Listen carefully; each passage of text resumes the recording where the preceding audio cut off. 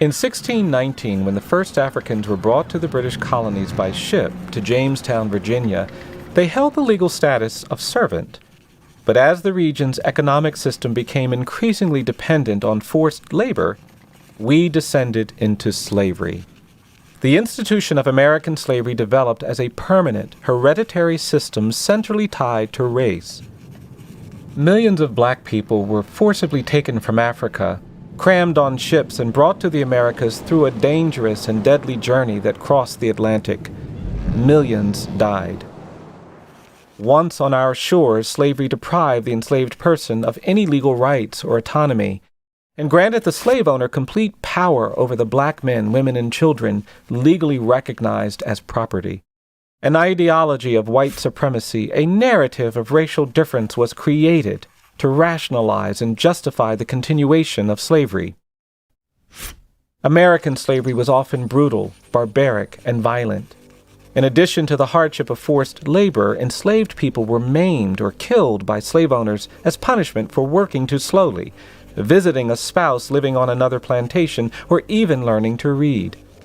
Enslaved people were also sexually exploited. The United States Congress finally banned the importation of slaves from Africa in 1808. Slavery was widely considered a gross human rights violation, yet enslavement was retained and persisted. The 1808 Declaration caused the demand for slave labor to skyrocket in the Lower South, and the domestic slave trade grew to meet this demand. Between 1808 and 1860, the enslaved population of Alabama grew from less than 40,000 to more than 435,000. Slave traders chained African Americans together in couples and forced them to march hundreds of miles from the Upper South to the Lower South. Steamboats carried slaves along the Alabama River. Rail routes constructed with slave labor brought hundreds of enslaved people to Montgomery, Alabama every day, turning the city into one of the largest slave trading communities in the United States. Enslaved people would be paraded up Commerce Street to slave warehouses and slave depots. The city's slave market was at the Artesian Basin, now known as Court Square. Enslaved people of all ages were auctioned along with livestock, standing in line to be inspected. Public posters advertising the sale of slaves included gender, age, skill, complexion, owner's name, and price. Slavery in America traumatized and devastated millions of people. Husbands and wives, parents and children could not protect themselves from being sold away from each other. Enslaved families were separated at an owner's or auctioneer's whim, never to see each other again. The domestic slave trade separated nearly half of all enslaved people from their spouses and parents. In 1833, the Alabama legislature banned free black people from residing in the state, meaning that enslavement was the only legally authorized status for African Americans. Even as the Civil War raged, slave trading in Montgomery flourished well into the mid-1860s. After the Confederacy's surrender in 1865, Congress passed the 13th Amendment, which prohibited slavery nationwide except as a punishment for crime. But in many former slave states, slavery did not end. It simply evolved.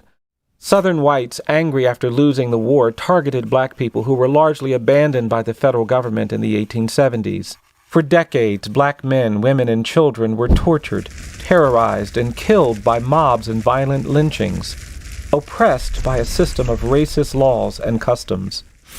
For another 100 years, black people were racially segregated, denied the right to vote, education, and basic dignity. They were humiliated, beaten, or killed for minor offenses or for protesting. The civil rights movements of the 1950s and 60s helped to end legally authorized racial segregation, but racial bias still persists. Today, a presumption of guilt is assigned to many people of color who are disproportionately arrested, convicted of crimes, and sent to prison. African Americans are 6 times more likely to be sentenced to prison for the same crime as a white person. 1 in 3 black males born today can expect to spend time in prison during his lifetime. Police violence against black people is so epidemic that civil rights demonstrations have shut down cities across the U.S. as thousands of people march to protest police brutality. Many states celebrate the era of slavery with Confederate holidays and by honoring the defenders and architects of slavery while ignoring the history of enslavement.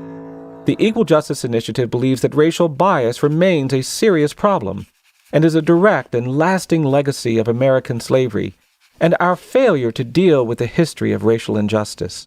The Equal Justice Initiative seeks to foster an honest conversation about the legacy of slavery, about mass incarceration, and racial inequality and how it still affects millions of people today. We can confront and overcome bias and discrimination. Please join us in this conversation so that we can move forward together.